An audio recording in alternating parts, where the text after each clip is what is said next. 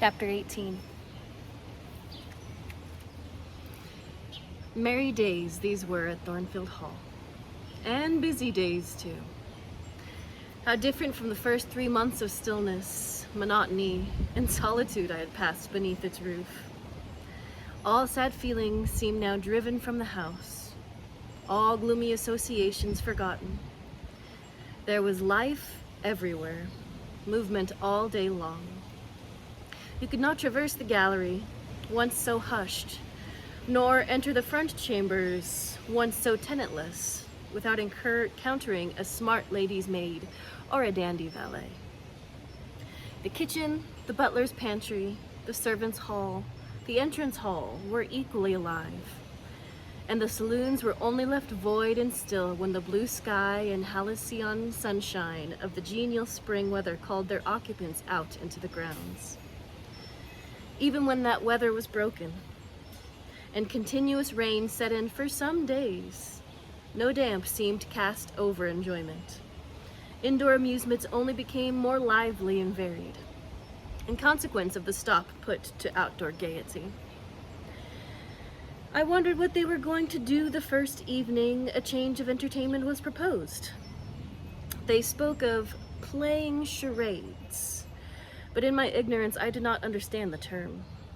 The servants were called in, the dining room tables wheeled away, the lights otherwise disposed, the chairs placed in a semicircle opposite the arch. While Mr. Rochester and the other gentlemen directed these alterations, the ladies were running up and down stairs ringing for their maids. Mrs. Fairfax was summoned to give information respecting the resources of the house in shawls, dresses, draperies of any kind. And certain wardrobes of the third story were ransacked, and their contents, in the shape of brocaded and hooped petticoats, satin sacks, black modes, lace lappets, etc., were brought down in armfuls by the Abigails. Then a selection was made, and such things as were chosen were carried to the boudoir within the dining room. Meantime, Mr. Rochester had again summoned the ladies round him, and was selecting certain of their number to be of his party. "Miss Ingram is mine, of course," said he. Afterwards he named the two Mrs. Eshton and Mrs. Dent. He looked at me. I happened to be near him, as I had been fastening the clasp of Mrs. Dent's bracelet, which had got loose. "Will you play?" he asked. I shook my head. He did not insist, which I rather feared he would have done. He allowed me to return quietly to my usual seat. He and his aides now withdrew behind the curtain. The other party, which was headed by Colonel Dent, sat down on the crescent of chairs. One of the gentlemen, Mr. Eshton, observed me, seemed to propose that I should be asked to join them. But Lady Ingram instantly negated the notion. "No," I heard her say. "She looks too stupid for any game of the sort." Ere long, a bell tinkled, and the curtain drew up. Within the arch, the bulky figure of Sir George Lynn, whom Mr. Rochester had likewise chosen, was seen enveloped in a white sheet. Before him on a table lay open a large book, and at his side stood Amy Eshton, draped in Mr. Rochester's cloak, and holding a book in her hand. Somebody, unseen, rang the bell merrily. Then Adele, who had insisted on being one of her guardian's party, bounded forward, scattering round her the contents of a basket of flowers she carried on her arm. Then appeared the magnificent figure of Miss Ingram, clad in white, a long veil on her head, and a wreath of roses round her brow. By her side walked Mr. Rochester, and together they drew near the table. They knelt, while Mrs. Dent and Louisa Eshton, dressed also in white, took up their stations behind them. A ceremony followed, in dumb show, in which it was easy to recognize the pantomime of a marriage. At its termination, Colonel Dent and his party consulted in whispers for 2 minutes. Then the colonel called out, "Bride." Mr. Rochester bowed, and the curtain fell. A considerable interval elapsed before it again rose. Its second rising displayed a more elaborately prepared scene than the last. The drawing room was, as it had been observed, raised by 2 steps above the dining room, and on the top of the upper step, placed a yard or 2 back within the room, appeared a large marble basin, which I recognized as an ornament of the conservatory, where it usually stood, surrounded by exotics and tended by goldfish, and whence it must have been transported with some trouble on account of its size and weight. Seated on the carpet by the side of this basin was seen Mr. Rochester, costumed in shawls with a turban on his head. His dark eyes and swarthy skin and pieman features suited the costume exactly. He looked the very model of an Eastern gentleman, an agent or a victim of the bowstring. Presently advanced into view Miss Ingram. She too was attired in this fashion. A crimson scarf tied sash-like round the waist, an embroidered handkerchief knotted about the temples, her beautifully molded arms bare, one of them upraised in the act of supporting a pitcher, poised gracefully on her head. Both her cast of form and feature, her complexion and her general air suggested the idea of some princess of the patriarchal days, and such was doubtless the character she intended to represent. She approached the basin and bent over it as if to fill her pitcher. She again lifted it to her head. The personage on the well brink now seemed to accost her, to make some request. She hastened, let down her pitcher on her hand, and gave him a drink. From the bosom of his robe he then preceded a casket, opened it, and showed magnificent bracelets and earrings. She acted astonishment and admiration. Kneeling, he laid the treasure at her feet. Incredulity and delight were expressed by her looks and gestures. The stranger fastened the bracelet on her arms and the rings in her ears. It was Eliza and Rebecca. The camels only were wanting. The divining party again laid their heads together. Apparently they could not agree about the word or syllable the scene illustrated. Colonel Dent, their spokesperson, demanded the tableau of the whole, whereupon the curtain was descended. On its third rising, only a portion of the drawing room was disclosed, the rest being concealed by a screen hung with some sort of dark and coarse drapery. The marble basin was removed. In its place stood a deal table and a kitchen chair. These objects were visible by a very dim light proceeding from a horn lantern, the wax candles being all extinguished. Amidst this sordid scene sat a man with his clenched hands resting on his knees, and his eyes bent on the ground. I knew Mr. Rochester, though the begrimed face, the disordered dress, his coat hanging loose from one arm as if it had almost been torn from his back in a scuffle, the desperate and scowling countenance, the rough, bristling hair might well have disguised him. As he moved, a chain clinked. To his wrists were attached fetters. "Bridewell!" exclaimed Colonel Dent, and the charade was solved. A sufficient interval having elapsed from the performers to resume their ordinary costume, they re-entered the dining room. Mr. Rochester led in Miss Ingram, and she was complimenting him on his acting. "Do you know what?" said she. "That of the 3 characters I liked you in best. Oh, you had but lived a few years earlier, what a gallant gentleman highwayman you would have made." "Is all this soot washed from my face?"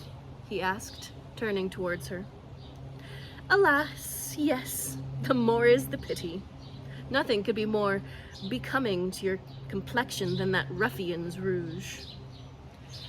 "You would like a hero of the road, then?" "An English hero of the road would be the next best thing to an Italian bandit, and that could only be surpassed by a Levantine pirate." "Well, whatever I am, remember you are my wife."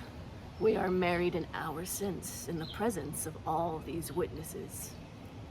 She giggled, and her color rose. Now, Dent, continued Mr. Rochester, it is your turn. And as the other party withdrew, he and his band took the vacated seats. Miss Ingram placed herself at her leader's right hand. The other diviners filled the seats on each side of him and her. I did not watch the actors. I no longer waited with interest for the curtain to rise. My attention was absorbed by the spectators.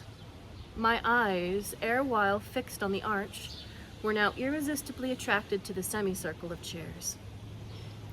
What charade Colonel Dent and his party played, what word they chose, how they acquitted themselves, I no longer remember. But I still see the consultation which followed each scene. I see Mr. Rochester turn to Miss Ingram, and Miss Ingram to him. I see her incline her head towards him, till the jetty curls almost touch his shoulder and wave against his cheek. I hear their mutual whisperings. I recall their interchanged glances, and something even of the feeling roused by the spectacle returns in memory at that moment. I have told you, reader, that I had learned to love Mr. Rochester.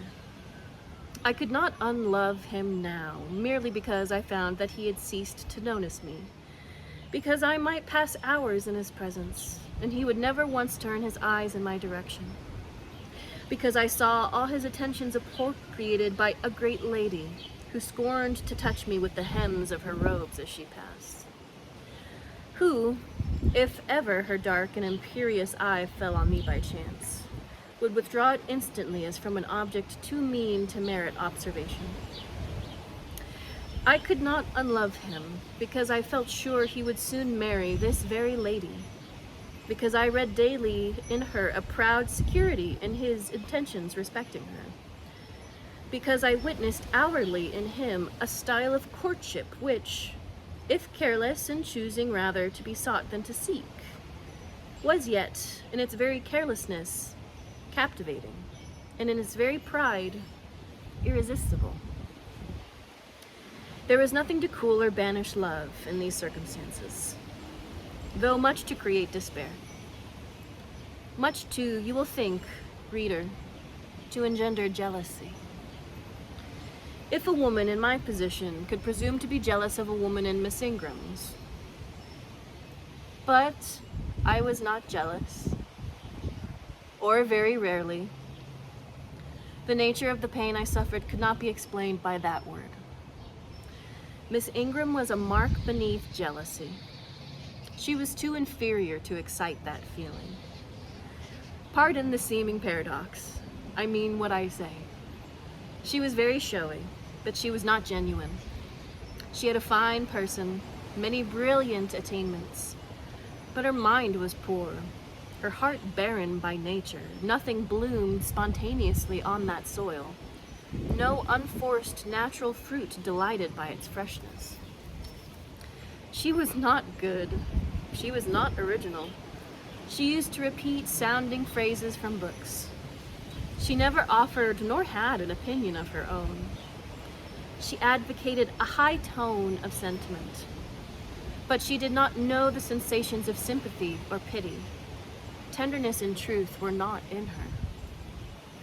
Too often she betrayed this, by the undue vent she gave to a spiteful antipathy she had conceived against little Adele, pushing her away with some contumelious epithet if she happened to approach her, sometimes ordering her from the room and always treating her with coldness and acrimony. Other eyes besides mine watched these manifestations of character, watched them closely, keenly, shrewdly. Yes, the future bridegroom, Mr. Rochester himself, exercised over his intended a ceaseless surveillance. And it was from this sagacity, this guardedness of his, this perfect, clear consciousness of his fair one's defects, this obvious absence of passion in his sentiments towards her, that my ever-torturing pain arose. I saw he was going to marry her. For family, perhaps political reasons, because her rank and connection suited him.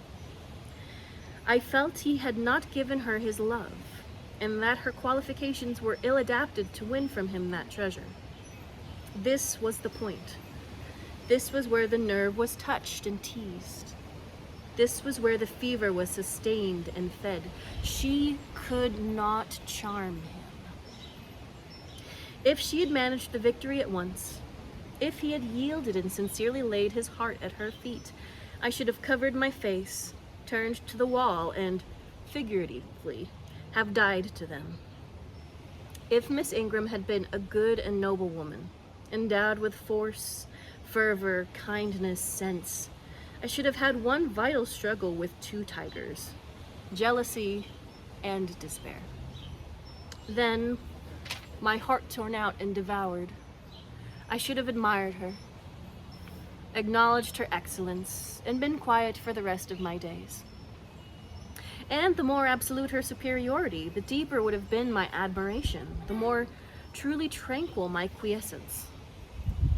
But as matters really stood, to watch Miss Ingram's efforts at fascinating Mr. Rochester, to witness their repeated failure, herself unconscious that they did fail, vainly fancying that each shaft launched hit the mark, and infatuatably plummeted herself on success, when her pride and self-complacency repelled him further and further from which she wished to allure. To witness this was to be at once under ceaseless excitation and ruthless restraint. Because when she failed, I saw how she might have succeeded. Arrows that continually glanced off from Mr. Rochester's breast and fell harmlessly at his feet might, I knew, if shot by a surer hand, have quivered keen in his proud heart, have called love into his stern eye and softness into his sardonic face. Or better still, without weapons, a silent conquest might have been won. Why can she not influence him more when she is privileged to be so near him? I asked myself. Surely she cannot truly like him, or not like him with true affection. If she did, she need not coin her smiles so lavishly, flash her glances so unremittingly, manufacture airs so elaborate, graces so multitudinous. It seems to me that she might, by merely sitting quietly at his side, saying little and looking less, get nigher his heart. I have seen in his face a far different expression from that which hardens it now while she is so vivaciously accosting him. But then it came of itself. It was not elicited by meritorious acts and calculated maneuvers, and one had but to accept it, to answer what he asked without pretension, to address him when needful without grimace. And it increased and grew kinder and more genial, and warmed one like a fostering sunbeam. How will she manage to please him when they are married? I do not think she will manage it, and yet it might be managed. And his wife might, I verily believe, be the very happiest woman the sun shines on. I have not yet said anything condemnatory of Mr. Rochester's project of marrying for interests and connections. It surprised me when I first discovered that such was his intention. I had thought him a man unlikely to be influenced by motives so commonplace in his choice of a wife. But I no longer considered this position, education, etc., of the parties, the less I felt in judging and blaming either him or Miss Ingram for acting in conformity to ideas and principles instilled in them, doubtless from their childhood. All their class held these principles. I supposed, then, they had reasons for holding them such as I could not fathom.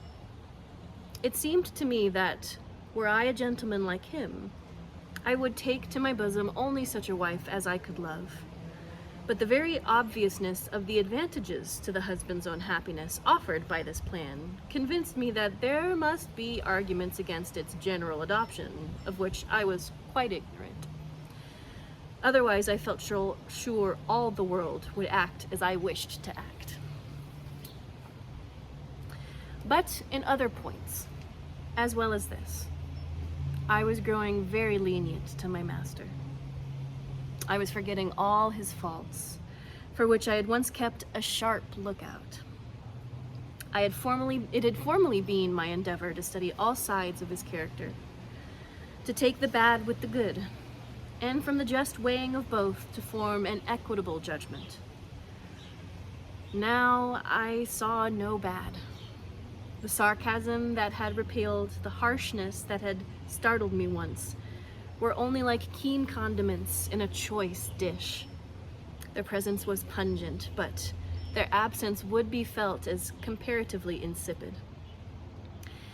And as for the vague something, was it a sinister or a sorrowful, a dining or a desponding expression, that opened upon a careful observer now and then in his eye, and closed again before one could fathom the strange depth partially disclosed?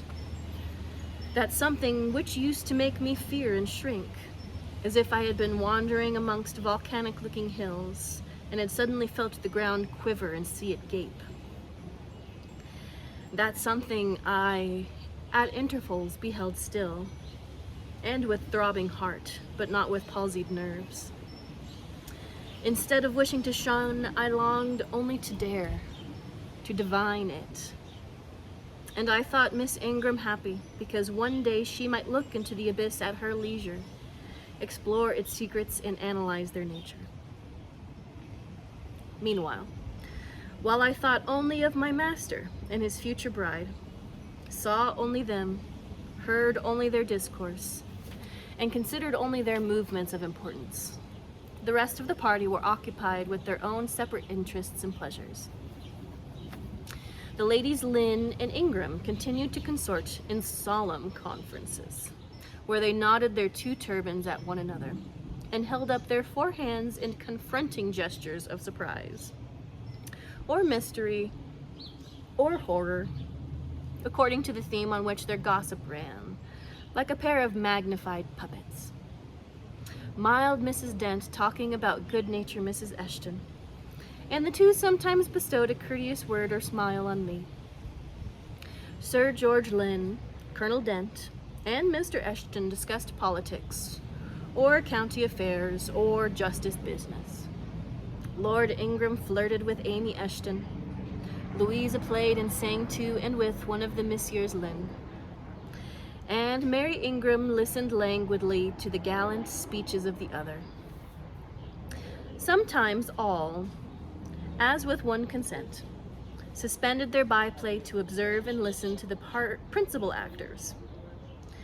For, after all, Mr. Rochester and, because closely connected with him, Miss Ingram were the life and soul of the party.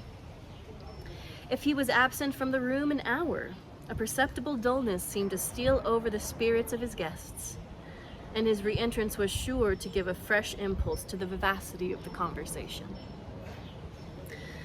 The want of his animating influence appeared to be particularly felt one day, when he had been summoned to Millcote on business, and was not likely to return until late. The afternoon was wet. A walk the party had proposed to take to see a Romani camp, lately pitched on the common beyond Hay, was consequently deferred. Some of the gentlemen were gone to the stables. The younger ones, along with the younger ladies, were playing billiards in the billiard room. The dowagers Ingram and Lynn sought solace in a quiet game at cards. Blanche Ingram, after having repelled, by supercilious taciturnity, some efforts of Mrs. Dent and Mrs. Eshton to draw her into conversation, had first murmured over some sentimental tunes and airs on the piano, and then, having fetched a novel from the library, had flung herself in haughty listlessness on a sofa and prepared to beguile, by the spell of fiction, the tedious hours of absence. The room and the house were silent. Only now and then the merriment of the billiard players was heard from above. It was verging on dusk, and the clock had already given warning of the hour to dress for dinner, when little Adele, who knelt by me in the drawing-room window seat, suddenly exclaimed, "Voilà, Monsieur Rochester qui revient! My goodness, Mr. Rochester, he's back." I turned, and Miss Ingram darted forwards from her sofa. The others, too, looked up from their several occupations, for at the same time a crunching of wheels and a splashing tramp of horse hooves became audible on the wet gravel. A post-chaise was approaching. "What can possess him to come home in that style?" said Miss Ingram. "He rode Monsieur, the black horse. Did he not when he went out? And Pilot was with him. What has he done with the animals?" As she said this, she approached her tall person and ample garments so near the window that I was obliged to bend back almost at the breaking of my spine. In her eagerness, she did not observe me at first, but when she did, she curled her lip and moved to another casement. The post-chaise stopped. The driver rang the doorbell, and a gentleman alighted, attired in traveling garb, but it was not Mr. Rochester. It was a tall, fashionable-looking man, a stranger. "How provoking!" exclaimed Miss Ingram. "You tiresome monkey," apostrophizing Adele. "Who perched you up on the window to give false intelligence?" And she cast on me an angry glance, as if I were in fault. Some parleying was audible in the hall, and soon the newcomer entered. He bowed to Lady Ingram, as deeming her the eldest lady present. "It appears I come at an inopportune time, madam," said he, "when my friend Mr. Rochester is from home. But I arrive from a very long journey, and I think I may presume so far on old and intimate acquaintance as to install myself here till he returns." His manner was polite. His accent in speaking struck me as being somewhat unusual, not precisely foreign, but still not altogether English. His age might be around Mr. Rochester's, between 30 and 40. His complexion was singularly sallow. Otherwise, he was a fine-looking man, at least at first sight especially. On closer examination, you detected something in his face that displeased, or rather that failed to please. His features were irregular but too relaxed. His eyes were large and well cut, but the life looking out of it was tame, vacant life. At least so I thought. The sound of the dressing bell dispersed the party. It was not till after dinner that I saw him again. He then seemed quite at his ease. But I liked his physiognomy even less than before. It struck me as being at the same time unsettled and inanimate. His eye wandered, and had no meaning in its wandering. This gave him an odd look, such as I never remembered to have seen. For a handsome and not unamiable-looking man, he repelled me exceedingly. There was no power in that smooth-skinned face of a full oval shape, no firmness in that aquiline nose and small cherry mouth. There was no thought on the low, even forehead, no command in that blank brown eye.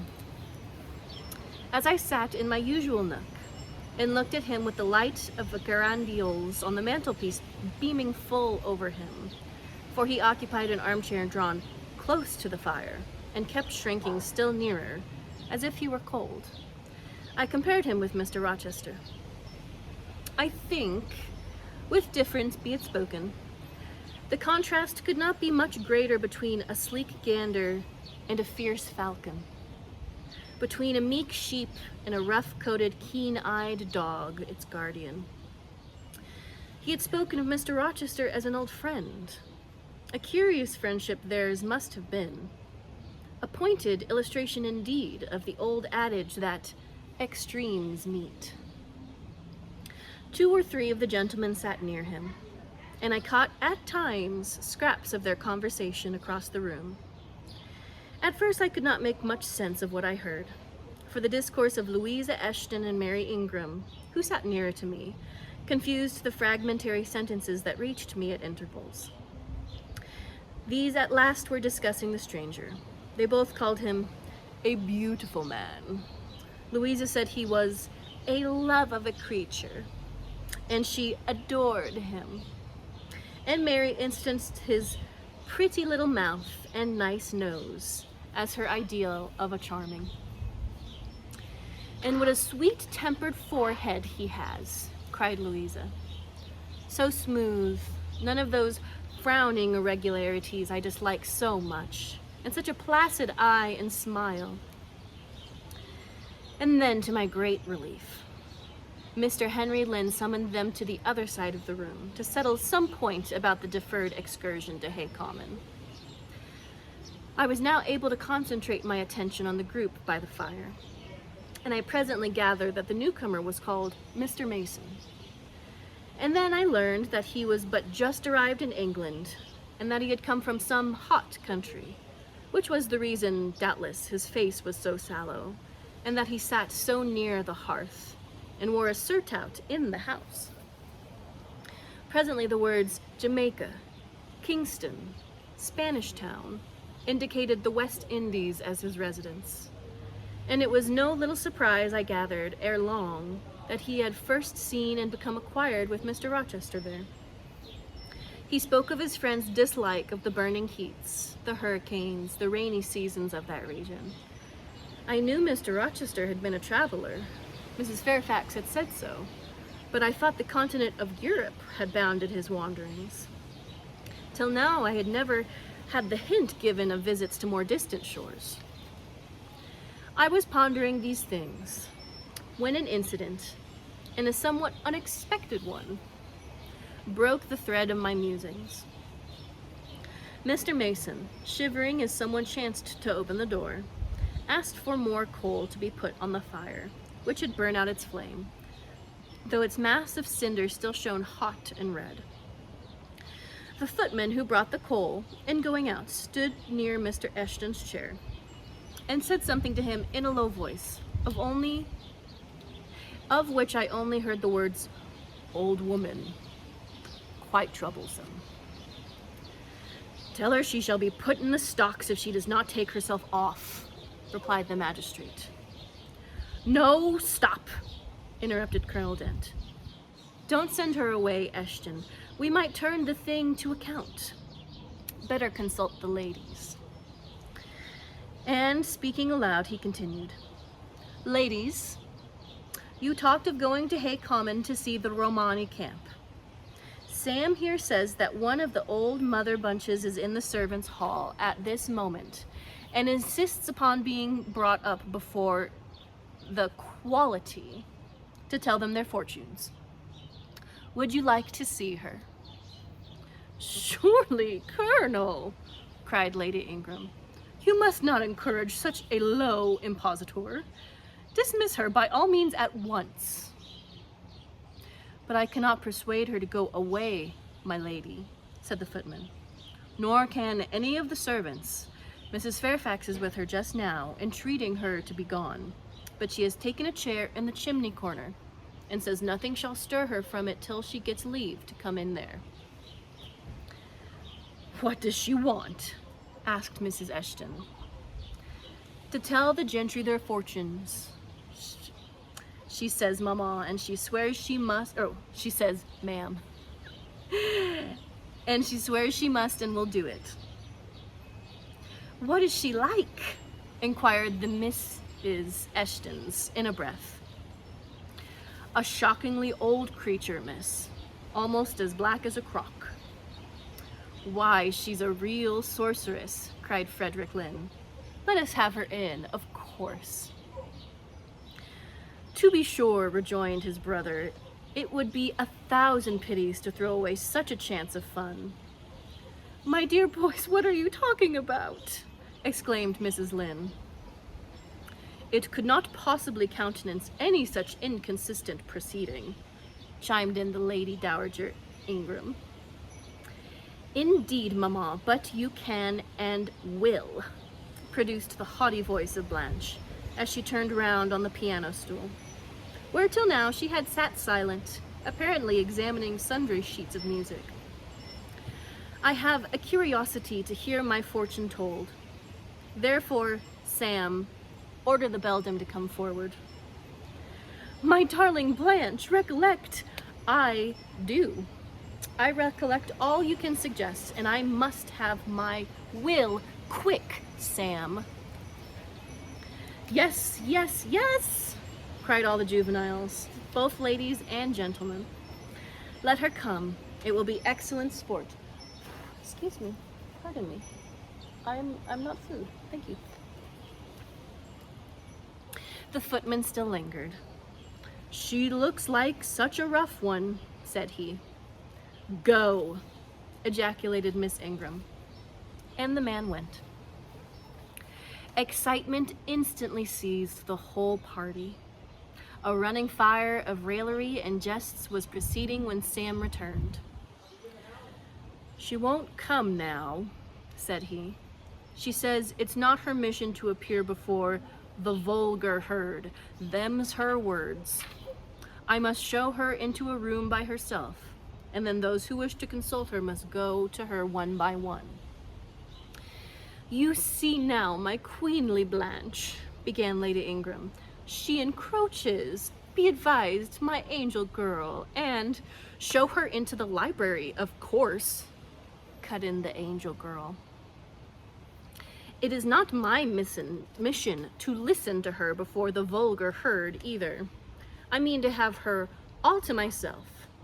Is there a fire in the library? Yes, Mom, but she looks like such an individual. Cease that chatter, blockhead, and do my bidding. Again, Sam vanished. And mystery, animation, expectation rose to full force once more. She's ready now, said the footman as he reappeared. She wishes to know who will be her first visitor. I think I had better just look in upon her before any of the ladies go, said Colonel Dent. Tell her, Sam, a gentleman is coming. Sam went and returned. She says, sir, that she'll have no gentleman. They need not trouble themselves to come near her, nor, he added with difficulty suppressing a titter, any ladies except the young and single. By Jove, she has tastes, exclaimed Henry Lynn. Miss Ingram rose solemnly. I will go first, she said, in a tone which might have benefited the leader of a forlorn hope, mounting a breach in the van of his men. Oh, my best, oh, my dearest, pause, reflect, was her mamma's cry. But she swept past in stately silence, passed through the door which Colonel Dent held open, and we heard her enter the library. A comparative silence ensued. Lady Ingram thought it lacasse in writing to wring her hands, which she did accordingly. Miss Mary declared she felt, for her part, she never dared venture. Amy and Louisa Eshton tittered under their breath, and looked a little frightened. The minutes passed very slowly. 15 were counted before the library door again opened. Miss Ingram returned to us through the arch. Would she laugh? Would she take it as a joke? All eyes met her with the glance of eager curiosity, and she met all eyes with one of rebuff and coldness. She looked neither flurried nor merry. She walked stiffly to her seat and took it in silence. Well, Blanche, said Lord Ingram. What did she say, sister? Asked Mary. What do you think? How do you feel? Is she a real fortune-teller? Demanded the Mrs. Eshtons. Now, good people, returned Miss Ingram. Don't press upon me. Really, your organs of wonder and credulity are easily excited. You seem, by the importance you all, my good mamma included, ascribe to the matter, absolutely to believe we have a genuine witch in the house, who is in close allegiance with the old gentleman. I have seen a Romani vagabond. She has practiced in hackneyed fashion the science of palmistry, and told me what such people usually tell. My whim is gratified, and now I think Mr. Eshton would do well to put the hag in the stocks tomorrow morning, as he threatened. Miss Ingram took a book, leaned back in her chair, and so declined further conversation.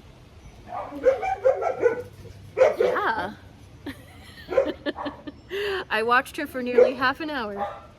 During all that time, she never turned a page, and her face grew momentarily darker, more dissatisfied, and more sourly expressive of disappointment.